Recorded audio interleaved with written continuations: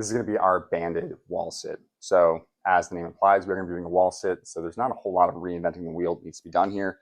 What we are going to add though is banded thighs. So for this, I have one of the short loop closed like clips here for the bands. You probably can go pretty heavy with this. Your abductors are a pretty strong group of muscles. And where we're going to band this is probably going to need to do a double loop over, or rather above the knees, to have it closed together here, clipping it in so that we are forcing hip external rotation with this. And then all we're really doing is getting the feet a little bit away from the wall. I don't have a perfect distance to shoot for. I kind of think about like 2 foot lengths, if you will. But again, you can kind of play with what feels best to you. We're going to go about shoulder width. Toes can turn a little bit out if you'd like. But the big thing that obviously the band is forcing us to do is focusing on keeping those knees apart as we engage this movement. And then really all it is while keeping in contact with the wall here is sinking down into a squat.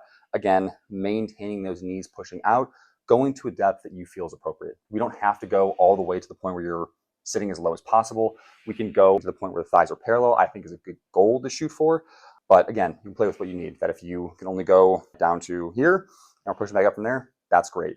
With this, the wall offers a little bit of support and stability for this, that you can maintain contact with this, and a little bit changes the movement pattern of the squat and allows for that. So you can a little bit also push back and up into the wall as you then push yourself back up to standing.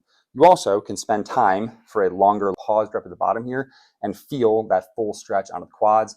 We'll likely start to feel that burn, especially in the lateral legs. Can even try and push the thighs out further from here, but then obviously returning upright to standing. We could treat it as a sustained hold where you're getting into the bottom range of this rep, this motion, and then holding for 20, 30 seconds down here, or we can treat it like reps where you're going down, hitting the bottom range, pausing for a second or two, coming back up, whatever ultimately feels like it makes the most sense to you and is best. But either way, a great one to start working on those hip external rotators and our squat patterns. So best of luck.